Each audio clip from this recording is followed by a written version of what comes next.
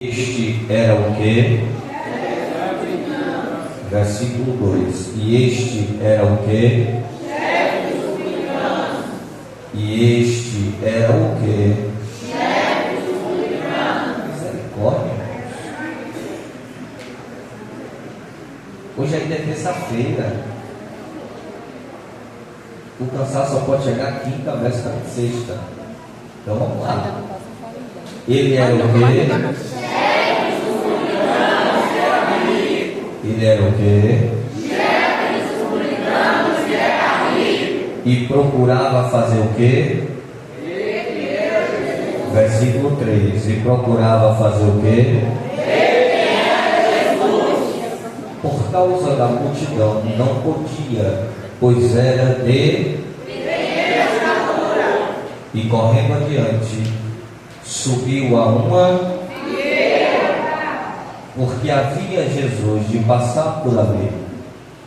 E quando Jesus chegou àquele lugar, olhando para cima, viu e disse-lhe: o que foi que Jesus disse?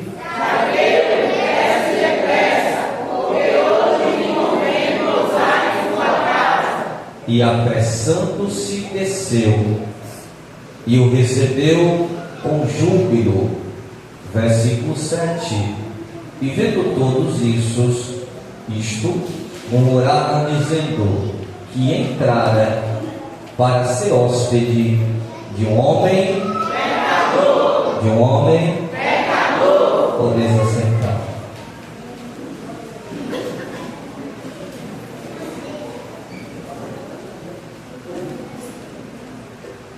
Glória a Deus.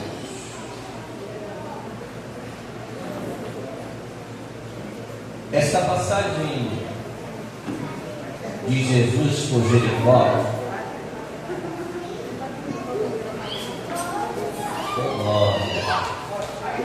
aleluia, glória a Deus, abençoa Jesus, oh glória, oh glória. Essa passagem de Jesus por Jericó é uma passagem que não se repete mais de uma vez na história dos 4 evangelistas. Jesus estava há pouco mais de uma semana de ser preso no Getsemane para morrer na cruz. E antes de Jesus chegar ao Getsemane, Jesus passa em Jericó. Quando Jesus passa em Jericó, Jericó é uma cidade que se dividia em duas: a chamada Jericó Velha e a chamada Jericó Nova. Jericó era uma cidade luxuosa, onde os reis tinham as suas casas de veraneio, e todos os sacerdotes queriam morar em Jericó. Jericó era uma cidade bela, Jericó era uma cidade próspera, uma cidade de lazer. Tanto é que quando Jesus passa em Jericó, nesta única vez, Jesus faz 3 milagres registrados pelo evangelista Lucas. Quando Jesus chega a Jericó Velha, Jesus cura 2 cegos de nascença. Depois, ele caminha sentido a Jericó Nova, que segundo historiadores distanciava-se entre 2 e 3 quilômetros da Jericó Velha. Nesse percurso, Jesus encontra à beira do caminho o filho de Timeu, que tinha por nome Bartimeu, pedindo esmola. E o texto bíblico diz que quando Jesus passa, Bartimeu grita: filho de Davi, tenha de misericórdia de mim. E Jesus cura Bartimeu da sua cegueira, e ele larga a capa que lhe dava o direito de ser mendigo. Jesus agora se direciona adentrando em Jericó. E aquela passagem é uma passagem única naquela cidade. Porque na Bíblia ela reflete vários casos de oportunidades únicas que não poderiam ser deixadas para trás. A Bíblia fala de uma mulher que havia gastado tudo o que possuía durante 12 anos para estancar uma hemorragia e não conseguiam resolver. Mas ela descobriu que havia uma oportunidade, e era crendo nesta oportunidade, rompe a multidão, toca em Jesus, e de Jesus sai virtude, e ela é curada. A Bíblia fala de um homem que durante 38 anos ele parava à beira de um tanque chamado Betesda, que segundo a lenda de todo judeu, um anjo, uma vez por ano, descia, agitava as águas, e aquele que se jogasse primeiro era curado. 38 anos, Oscar, não é 38 minutos. 38 anos não são 38 dias, e muito menos 38 segundos. Eu tenho 36 anos de idade, e 36 anos de idade já aconteceu muita coisa na minha vida. Imagine, todo ano, durante 38 anos, e talvez a idade dele não seja essa, porque 38 anos é que ele está à beira do tanque. Aquele homem saía de casa com a esperança de ser curado de uma paralisia nas pernas. Mas o texto diz que quando ele ia se jogar, alguém mais esperto do que ele chegava primeiro, se jogava e supostamente era curado. Mas aquele homem era persistente na sua fé, e 38 anos ele chegava ao tanque e parava. Você sabe o que é que motivava aquele homem durante 38 anos estar à beira do tanque? Era a vontade de ser curado da sua paralisia. Porque Paulo ensina a igreja de Corinto que a paciência gera esperança, a esperança gera perseverança. Por isso que tem gente que deseja e pouco alcança. Porque o próprio livro de Provérbios diz: vai ter com a formiga, ó. Na vida nada vem fácil. Tudo requer algum tipo de sacrifício para que seja alcançado. O sacrifício daquele homem é mesmo sabendo da talvez não possibilidade de ser curado, mas ele acordava de manhã e a paveira do tanque era decepcionado, mas ele dizia: no outro ano eu volto e só saio quando eu ser curado dessa paralisia. Mas depois de 38 anos, olha para mim, a Bíblia conta que de repente chega a Jesus. Eu imagino que Deus do céu, olhando para aquele homem com 38 anos, 38 anos não é brincadeira, todo dia, anualmente ia para a beira do tanque e disse: eu tenho que usar misericórdia com essa criatura.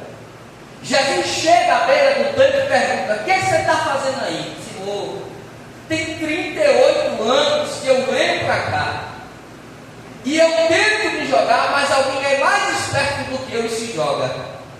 Jesus olhou para ele e disse assim: a oportunidade é essa, levanta, toma tua cama e anda.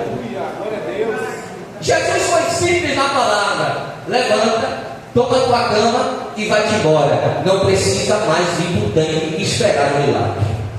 A oportunidade apareceu, mas toda a oportunidade de milagre, preste atenção no que eu vou falar, ela é precedida por algo chamado fé. Porque todas as vezes que alguém se aproximava de Jesus atrás do milagre, a primeira pergunta de Jesus era: tu crê? E se a pessoa respondesse: eu creio, Jesus operava o milagre. E vou abrir outro parêntese aqui para dizer: o tamanho do teu milagre é proporcional ao tamanho da tua fé. Prove, vou provar. Centurião vai até Jesus. o seu servo está enfermo em casa.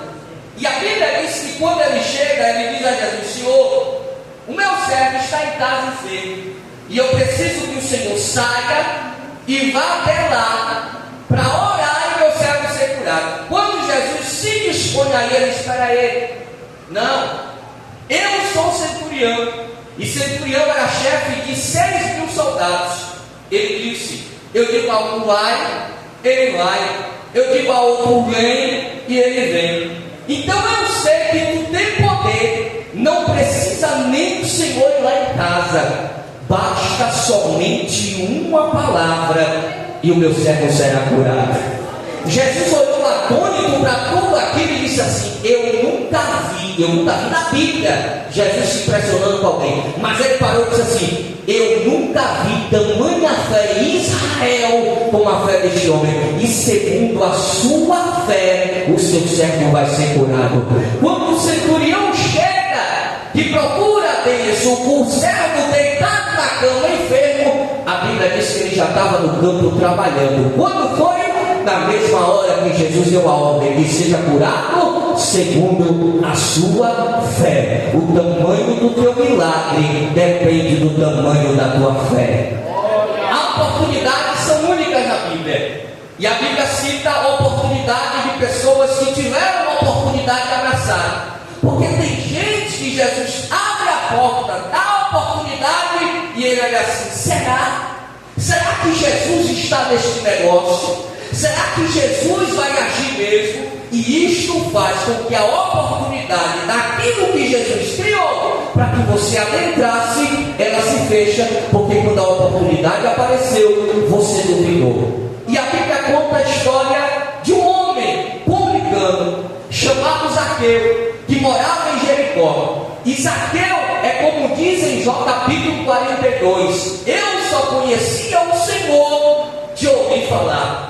A fama de Jesus corria em toda a Judeia. E a Bíblia diz que quando Zaqueu ouviu falar de Jesus, ele, como toda Jericó, ficou curioso para saber quem era Jesus. Sabe por quê? Porque Jesus já tinha ressuscitado a filha de Jairo, porque Jesus já havia ressuscitado o filho da viúva de Naim, porque Jesus já havia curado um paralítico que, quando viu a oportunidade, chamou alguns homens, desceu pelo telhado até receber a cura. E a Bíblia diz que Zaqueu disse: eu quero conhecer a este Jesus. Só que a oportunidade que Zaqueu tinha era única, e quando ele ouviu que Jesus ia passando por Jericó, que era como se fosse o ato, a situação, o momento mais importante da história daquela luxuosa cidade, a Bíblia diz que Zaqueu se dispõe a parar para conhecer quem era Jesus. E a Bíblia diz que quando Jesus chega, que Jesus ia passando, a multidão cercava a Jesus. E Zaqueu, diz o texto, era de pequena estatura. A estatura de Zaqueu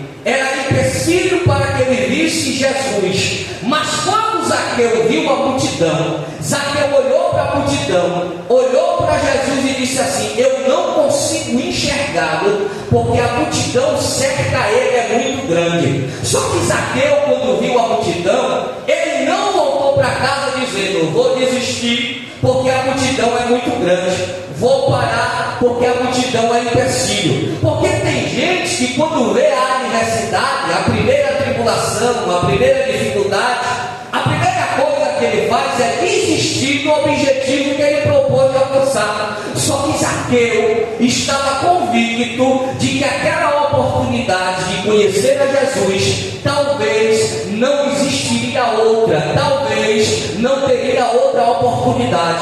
Zaqueu olhou para a multidão e disse assim: eu não quero saber qual é o tamanho da multidão, eu vou vencer esta multidão, mas eu só vou sair daqui depois que eu ver o rosto de Jesus. Não adianta você olhar para Jesus e dizer assim: Senhor, eu vou parar por aqui, porque a multidão é grande. Imagine-se quando Moisés clama e olhasse para o mar vermelho e dissesse: Senhor, nós vamos deixar o exército de Faraó nos matar, porque o mar vermelho está na nossa frente. Mas a Bíblia diz que a pergunta de Deus a Moisés era: o que você tem tem na mão, eu tenho um pedaço de madeira, toca nas águas, porque o mar vai se abrir, mas a tua caminhada não pode ser interrompida pelo mar que está na sua frente. Quando o povo chegou diante da terra prometida, à beira do Rio Jordão, para atravessar para a própria Jericó, aonde estava a prostituta Raabe, que quando Josué olhou para o rio, era primavera e as águas estavam profundas e bravias,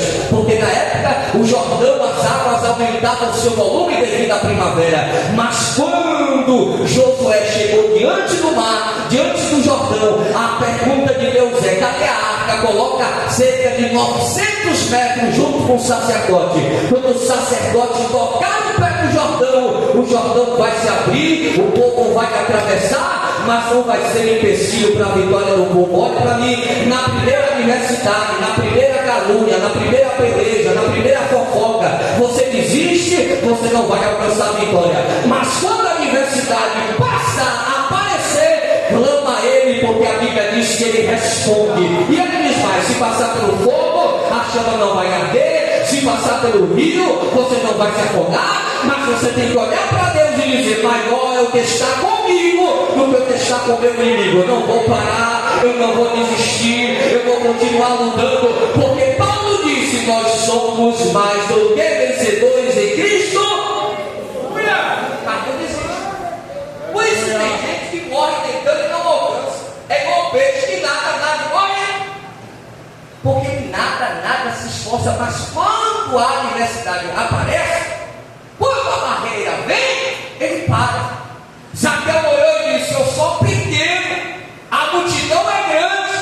Mas Zaqueu olhou e disse assim: eu preciso ver a Jesus. E talvez não terá outra oportunidade. E não teria, porque a Bíblia diz que a passagem de Jesus por Jericó só foi aquela vez durante os seus 3 anos e meio de ministério.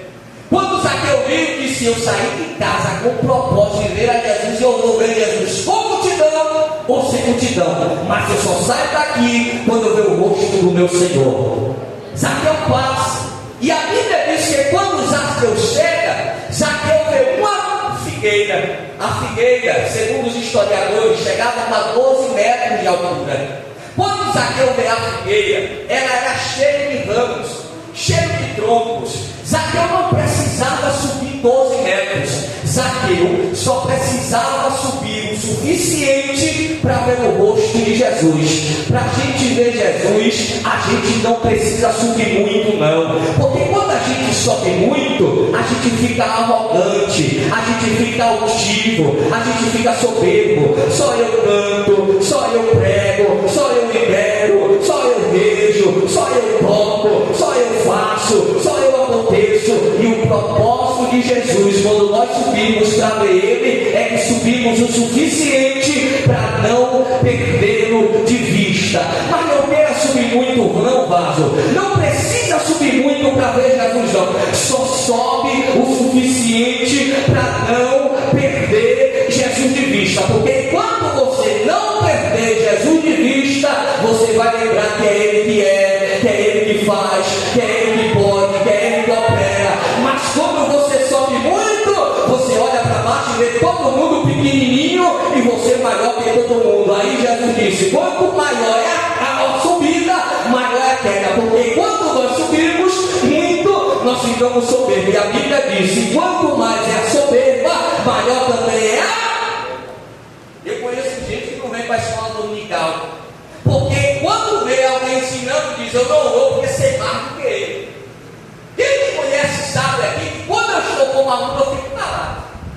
Alguém me abre a boca? Ninguém me abre a boca. Eu só intervenho quando eu vejo uma heresia muito grave. Mas enquanto eu estou como aluno, eu me porto como aluno. Mas tem gente que não vem para entender que assim: eu sei mais do que o professor. Não preciso da escola bíblica dominical. Até hoje eu aprendo, vou morrer aprendendo, porque todos nós estamos aptos a aprender, qualquer um. Mas tem gente que acha que é melhor que os outros. Aí a Bíblia diz que Zaqueu sobe, só que Zaqueu sabia que ele só precisava subir o suficiente para não perder Jesus de vista. Zaqueu sobe na figueira, ele poderia subir 12 metros. mas ele sobe no tronco suficiente para ver Jesus, porque a multidão nunca será empecilho para você enxergar aonde está Jesus. Quando Zaqueu subiu, o texto diz que Zaqueu olha. Quando Zaqueu olha para Jesus, diz a Bíblia, Jesus olha para cima e diz: Zaqueu! Como foi que Jesus chamou? Como Jesus chamou? Zaqueu era publicano. Quem era publicano? Existiam 3 classes que eram excluídas da sociedade religiosa judaica. A primeira classe, leprosos. Qual a primeira classe? Qual a primeira classe? Leprosos. Segunda classe, mulheres. Qual a segunda classe? Mulheres. Qual a segunda classe? Mulheres. E a terceira classe, publicanos. Qual a terceira classe? Publicanos. Qual a terceira classe? Publicanos. Quem era publicano? Quando Roma toma o poder da Judéia a fio da espada, ela começa a vender partes do direito a quem era judeu da cobrança de imposto. Sabe como ocorria? Eles faziam leilão a cada 5 anos, e eu, como morador de Camaçari, tinha o direito de fazer um leilão, oferecendo-me a mim o poder de comprar o direito de cobrar impostos a todos os moradores. O que ocorreu? Zaqueu, ele comprou o direito dos romanos de ser cobrador de impostos em Jericó. Em Jericó havia uma alfândega aonde ele cobrava impostos. Consequentemente, sendo ele comprador, ele contratava pessoas para serem intermediadores da cobrança. Só que toda a sociedade judeia enxergava o publicano como traidor da sua nacionalidade. A ordem dos rabinos era que os publicanos não poderiam orar em praça pública, que os publicanos estavam proibidos de entrar na sinagoga para ouvir, ler ou participar do culto. E terceiro, era toda a sociedade proibida de manter todo o relacionamento com o publicano. Quando o judeu olhava para o publicano, que a Bíblia diz que Zaqueu era chefe do publicano, eles olhavam e diziam: lá vai o ladrão, lá vai o roubador, lá vai o mau caráter. Porque a Bíblia diz que Zaqueu era publicano e era rico. O problema não é assim. O problema foi os meios pelos quais Zaqueu se tornou rico. Então toda vez que o judeu olhava para Zaqueu, chefe do publicano, a Bíblia diz que eles olhavam: ladrão, trapaceiro, mentiroso, traidor. Eles tinham ódio. Ninguém queria ter relacionamento com Zaqueu. Zaqueu era um homem rico, mas porém Zaqueu era um homem infeliz. Por quê? Porque Zaqueu era infeliz. Porque Zaqueu não tinha amizade, porque Zaqueu não tinha respeito, porque Zaqueu não tinha nem mais nome. Lá vai o ladrão, lá vai o traidor, lá vai o mentiroso, lá vai o trapaceiro. Ninguém queria ter relação com Zaqueu. Zaqueu era um homem que tinha todos os motivos do mundo para se trancar, mesmo sendo cercado de riqueza. E a Bíblia diz que quando Zaqueu ouve que Jesus ia passando, ele corre para ver Jesus e sobe na figueira. Quando ele sobe na figueira, o texto diz que Jesus olha para cima e diz: Zaqueu! Sabe quando o filho, o pai, quando a criança nascia em Israel, que no 8º dia o pai levava até o templo para poder circuncidar o menino, era oficializado o nome. E todo nome ele tinha um significado. O nome Zaqueu vem do grego Zakai, que quer dizer puro, justo e reto.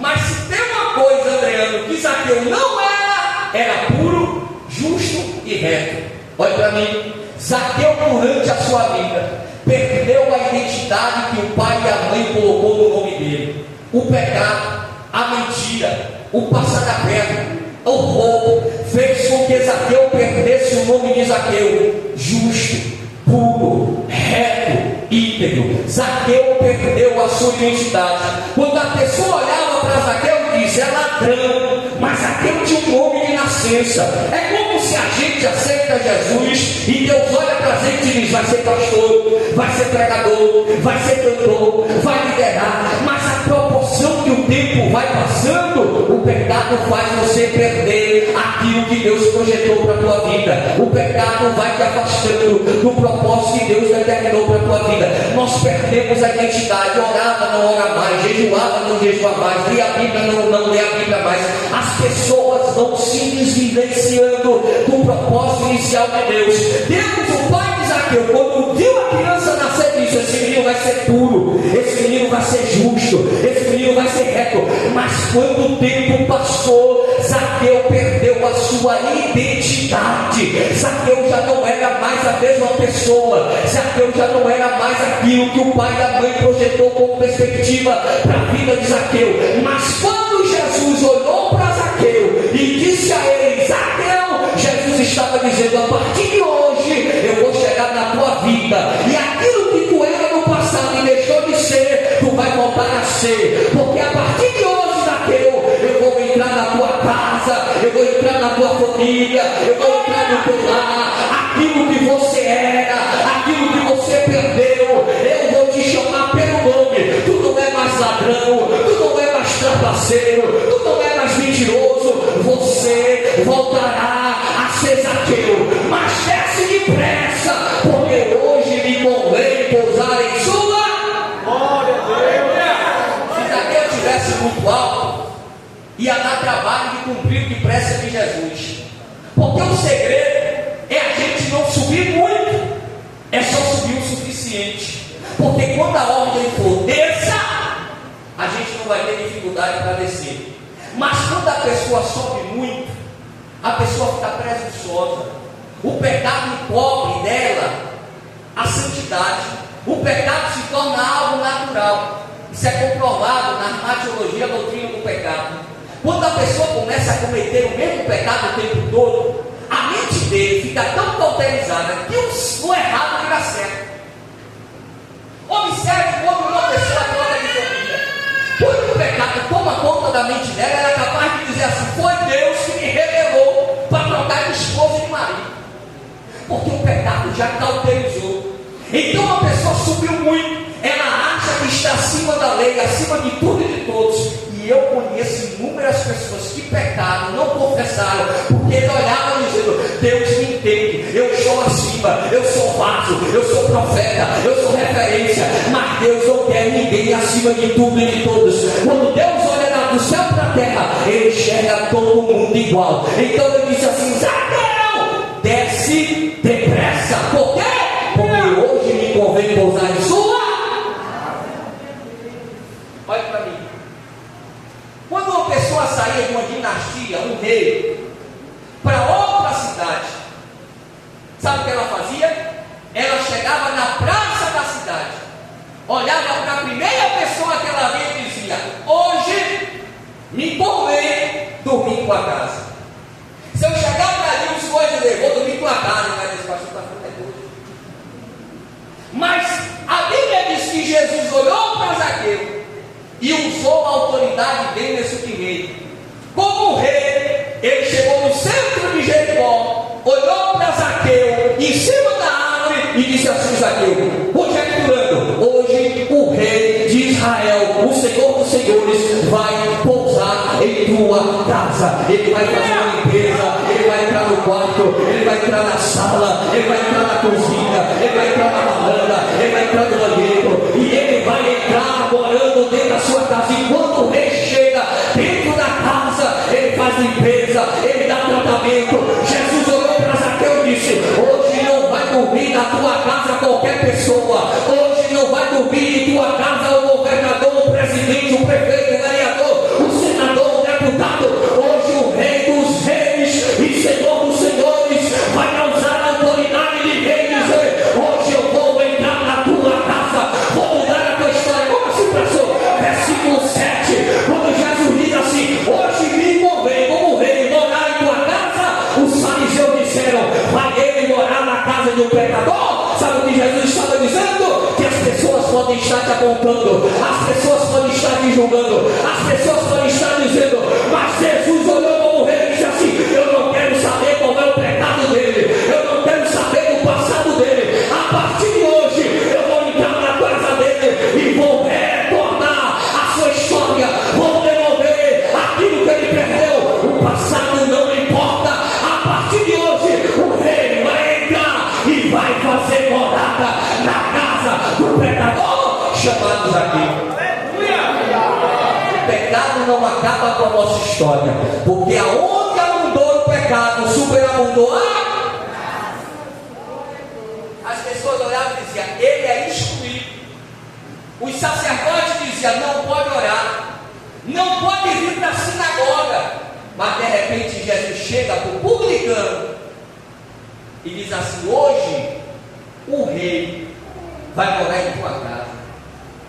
Zaqueu desceu com alegria, versículo 6, e apressando-se, desceu, e o recebeu como?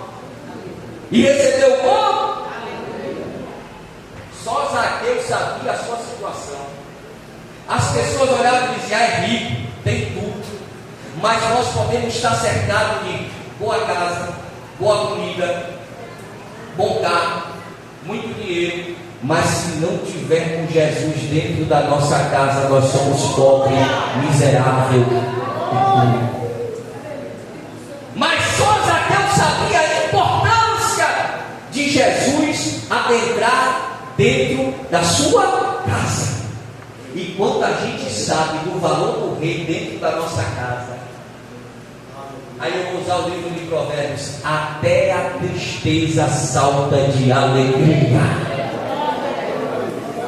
Alguém olhava e dizia: está cercado de toda a riqueza, mas aquele dizia: ainda me falta água. E de repente a oportunidade apareceu, ele correu, subiu na figueira. Jesus olhou e disse assim: pelo teu esforço, desce depressa, porque hoje me convém pousar em tua casa, mudar a tua vida, mudar a tua história, resolver os problemas da tua família, porque o rei que vai adentrar na tua casa. E quando o rei chega na casa, ele chega com toda a sua cortesia, ele chega com todo o seu palácio, ele traz tudo de bom. Quando o rei entra na nossa casa, ele pode até sair um pouquinho, mas todo mundo vai dizer: naquela casa o rei já entrou, naquela casa o rei já dormiu, aquela pessoa já recepcionou o rei. Nós não podemos fechar a porta do rei, porque Apocalipse 3:20 está escrito: eis que estou à porta e bato, se alguém abrir, eu vou entrar, e se ele entrar, ele vai cear, e se ele sentar, ele vai mudar. Porque quando o rei chega em algum lugar,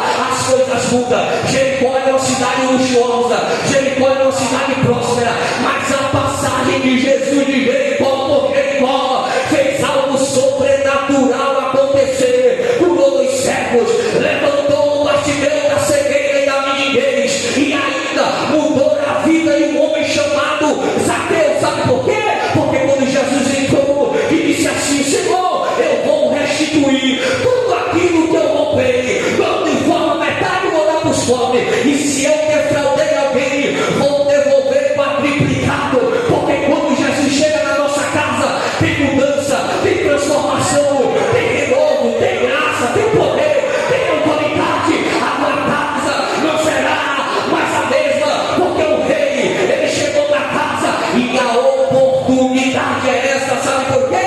Porque esse pode ser o nosso último culto, este pode ser o último culto da igreja do Parque 24 na terra. A trombeta pode tocar, a igreja pode ser arrebatada, mas nós temos que ver a oportunidade que o rei está nos dando e dizer: entra, Senhor, entra na minha casa, entra na minha vida, muda a minha história. Eu quero ver uma transformação, eu quero ver uma mudança.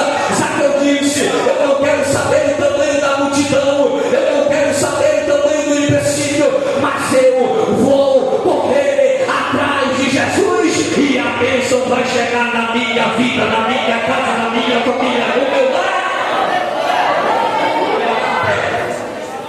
Vou encerrar.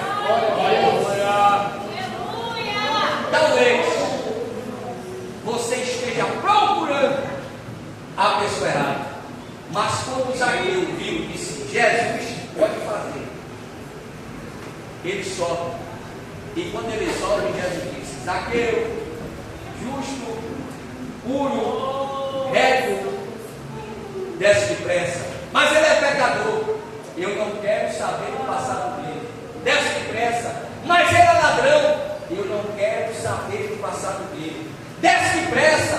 Ele não presta. Não quero saber do passado dele. Hoje me convém pousar na casa dele. Mas Senhor, tem a casa de um santo ali, mais confortável. Não quero saber. A casa que eu escolhi foi esta. A casa que eu vou dormir é esta. Não julgue aquilo que Deus escolheu.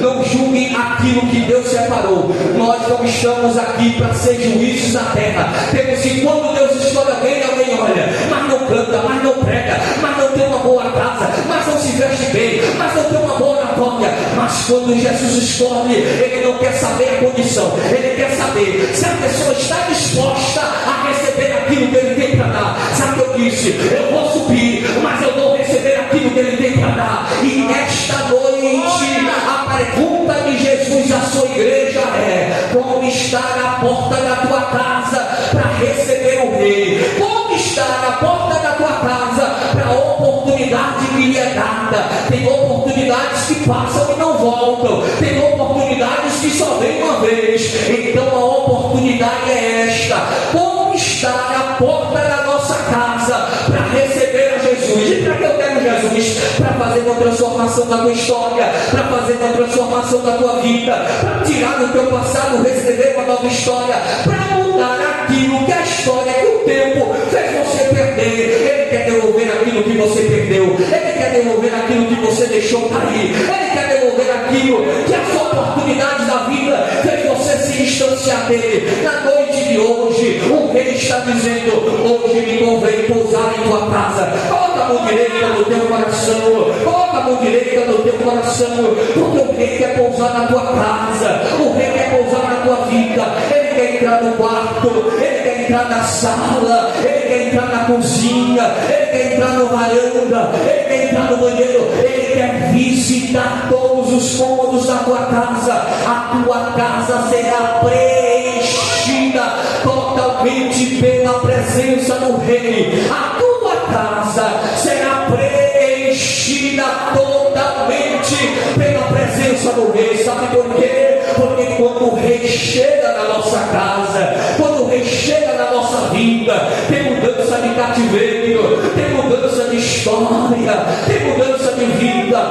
Fecha os teus olhos, porque eu vou morar nessa noite. Eterno Deus, amado e soberano Pai, Senhor, eu preguei a tua palavra e eu sei que tem muita casa nesta noite, que as pessoas estão dizendo não tem jeito, que as pessoas estão olhando e dizendo não tem solução, essa causa é perdida. Mas quando o Senhor chega na casa de alguém, a história muda. Quando o Senhor adentra na casa de alguém, o cativeiro é revestido. E a minha oração nesta noite ao Espírito Santo é que o Senhor possa visitar o teu povo, que o Senhor possa visitar os corações amargurados, que o Senhor possa visitar os corações magoados, que o Senhor possa visitar as vidas feridas. Feridas pelo quê? Feridas pelas palavras contrárias, feridas pelas maldições proferidas. Esta noite, Senhor, é noite do Senhor passar o bálsamo no coração da tua igreja. Quantos corações estão feridos nesta noite, porque oraram e disseram: tu não tem mais identidade, tu não tem mais história, tu não é mais a mesma pessoa. Mas o Senhor chegou na vida dele nesta noite, mas o Senhor chegou na vida dela nesta noite. E eu te peço, Espírito Santo, que visite a vida dele, que visite a vida dela, que fortaleça a vida dele, que fortaleça a vida dela, que ampare a vida dele, que ampare a vida dela. Muda a história ao rei, muda a história ao Senhor. Vai mudando, vai transformando, vai restaurando, vai purificando, vai limpando, vai curando, vai cicatrizando, vai visitando a tua igreja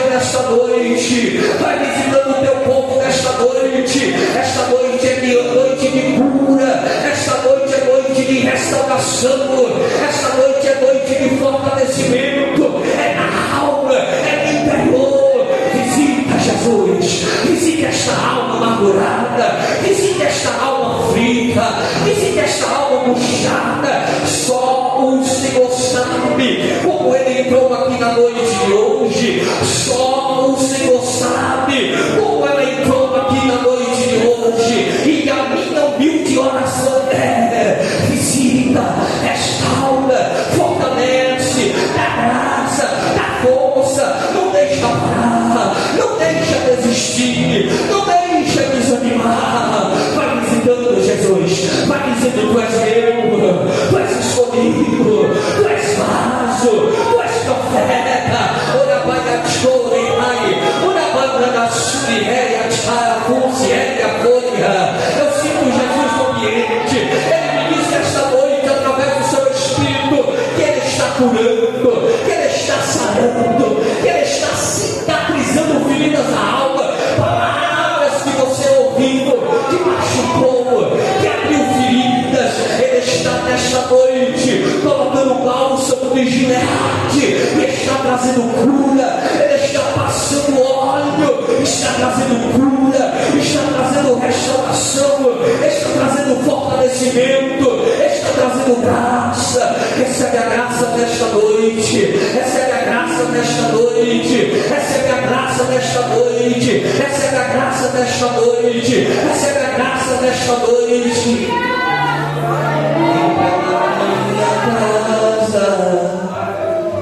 Entra na minha vida, mexe com minha estrutura, sara todas as feridas, me ensina a santidade, revela somente a ti, o teu Senhor é meu bem maior.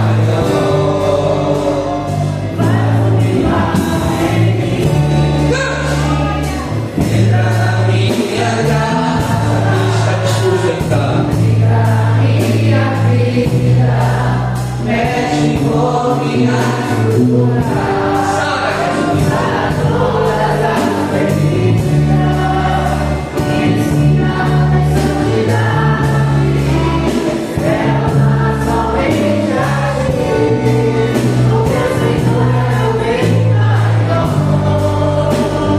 Faz um milagre em mim. Aleluia.